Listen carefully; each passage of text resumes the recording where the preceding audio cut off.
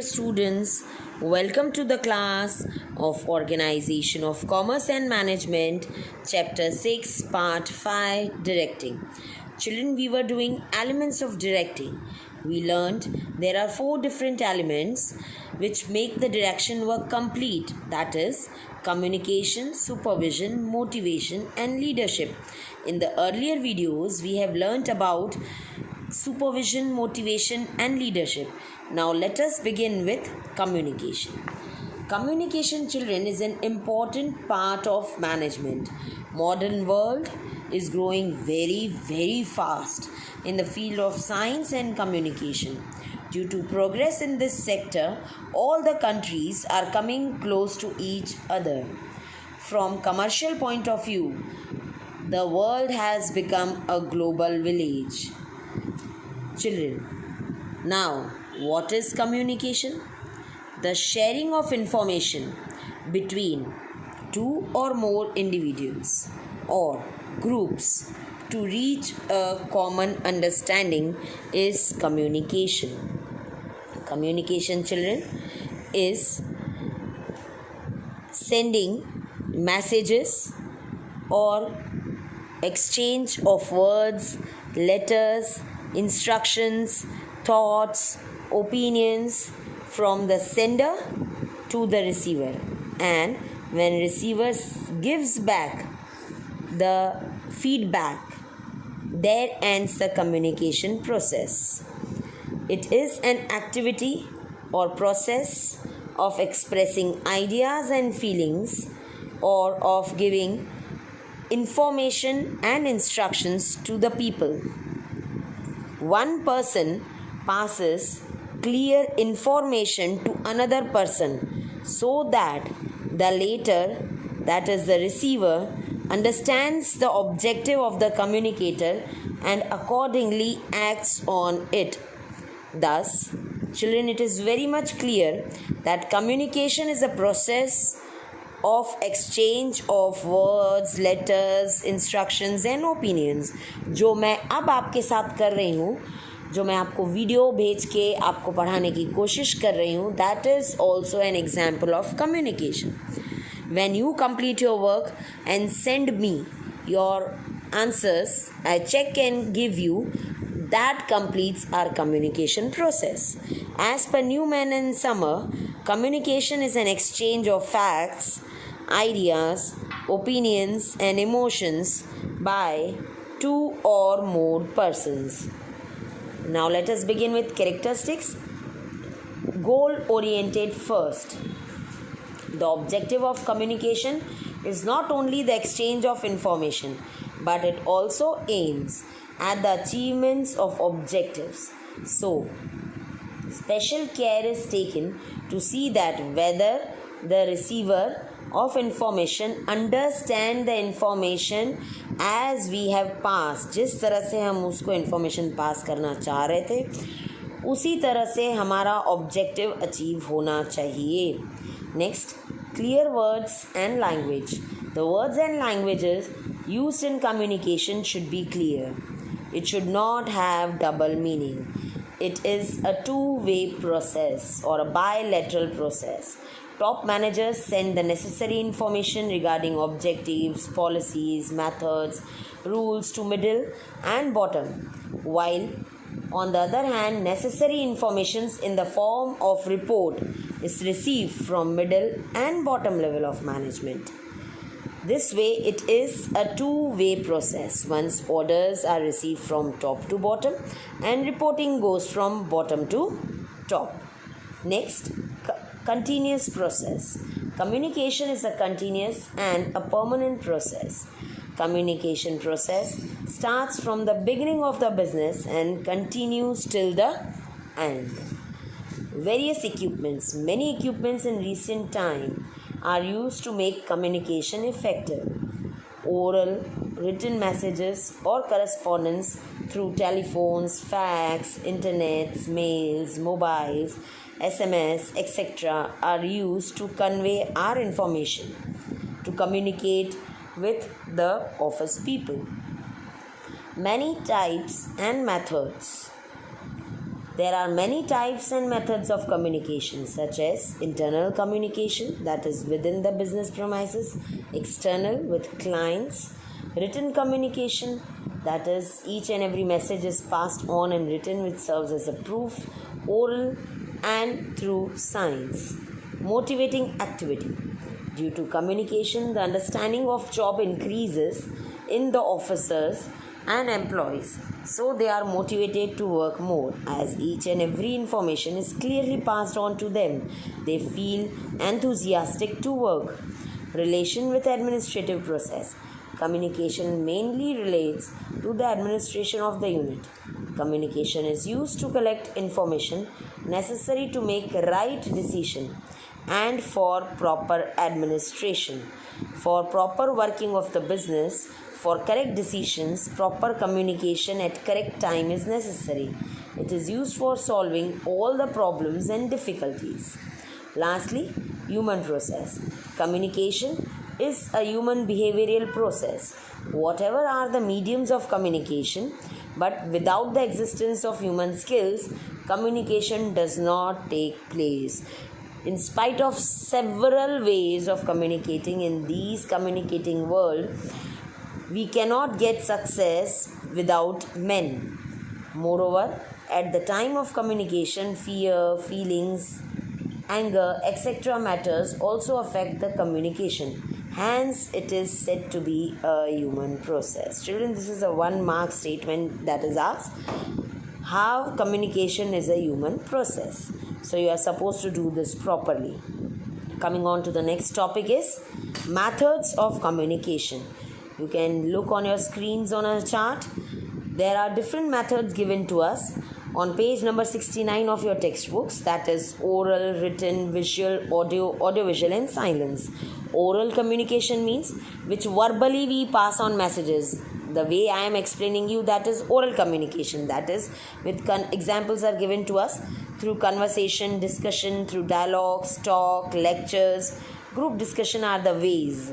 Written communications are generally used for formal communications. Business में जब formally हमको छुट्टी लेनी है, जब हमको लीव में जाना है, जब हमको कोई नोटिस देना है, सर्कुलर देना है, कोई रूल बनाना है, that all things are in written form and they serve as a proof for future. For example, newspapers, magazines, then pamphlets, advertisement, letter writing, emails, etc. Coming on to the next, visual. Visual means which we can see. That is maps, pictures, figures, graphs, colors, symbols, sign. Audio, which we can only hear. That is tape recorder, radios, telephones, teleconferences, etc. So communication can be done from these ways. Audio-visual, which you are seeing now through YouTube, videos are being provided to you. These are audio-visual, that is you can view on screens and even listen to our voices, that is film, television, internet, computers, video cassettes.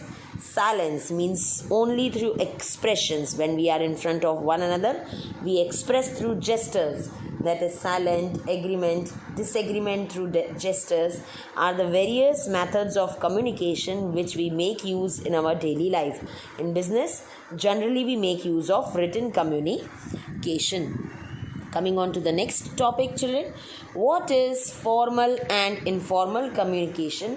Are the styles or the types of communication which are given to us in our textbooks. So let us begin with the first, that is formal communication. A formal communication is the process of exchanging information by following the prescribed और official rules. जब हम official rules को use करते हुए information को office के दूसरे levels तक पहुंचाते हैं, that is known as formal communication. And communication that depends on structure of the organizations and its rules and regulations for the accomplishment of the objectives of the business is formal. This type of communication is linked between the superior and the subordinate. Its objective is control and coordination. This communication, children, as I told you earlier, is generally in written form and it is very clear and easy to understand. 2 examples are given to you in textbook. That is, notice is given as warning to the employees who are irregular and remaining absent without prior permission. As I told you, all the letters, notices, memos are in the written form, which are kept in your files as a proof. A letter given by a superior to the subordinate for his transfer or for his promotion. Now let us begin with the characteristics. In this communication system, superior and subordinates are formally related to one another. It is clear objective is to keep good control and coordination. Communicate करने के complete rules mention किए जाते हैं. Top वाला अपने next middle level तक information पहुंचाएगा, middle to the lower, so that all rules are properly maintained. Formal communication is generally in the written form. This type of communication is accepted as the policy of the organization. It is based on the organizational structure of the company. Organizational structure SC, you can see on your charts. One is at the top, that is top level, passes its information to middle and middle to the bottom level. Formal organization is formed for the accomplishment of this business objectives, and it is very clear and simple to understand. Same way, its feedback or reporting goes from bottom to top. This way, the communication process ends. Formal communication we learnt about, children. Now let us begin with informal communication. Informal means friendly, as we all know. Communication that is not defined by an organizational hierarchy, जो fixed rules को follow नहीं करती. For example, employees' conversation during lunch within the company premises. Purpose of informal communication is interaction, enhance of organizational performance.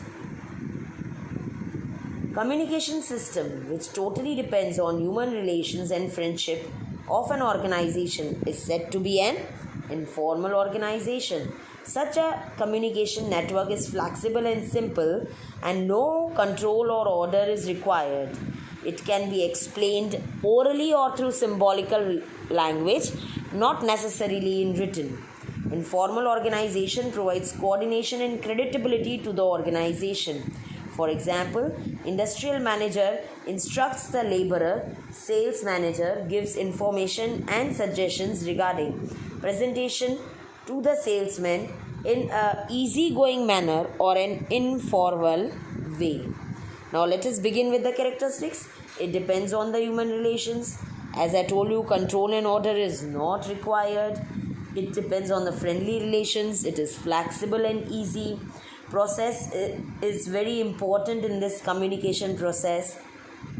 It gives more coordination and credibility, and also it is not supplementary but complementary to the formal organization. वो उसको साथ मिला के चलती है, उसके बदले use नहीं की जाती.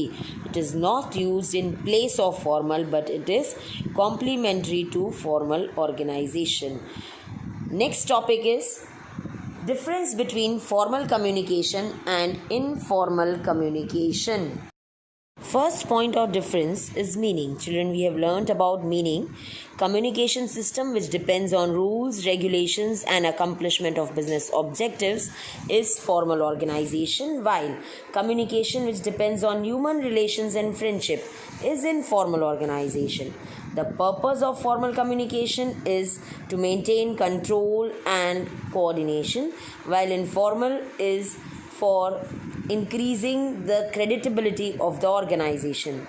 Due to rules and regulations, exchange of information between two or more people takes place, which is the base of formal communication, while due to personal and friendly relations, exchange of information takes place. Control and supervision.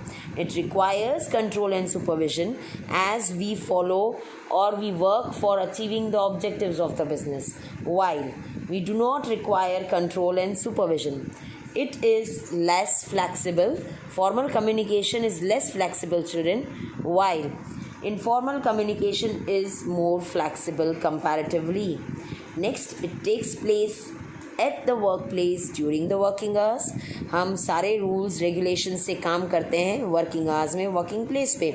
While it may take place informally, हम बात करते हैं वो working place पे भी हो सकता है या outside the workplace भी हो सकता है. Information in advance.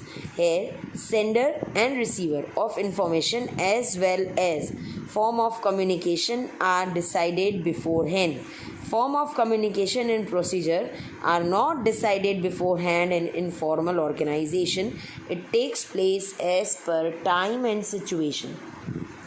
Now, children, topics covered in this video were meaning of the communication, characteristics, types, formal, informal, and the difference between the two.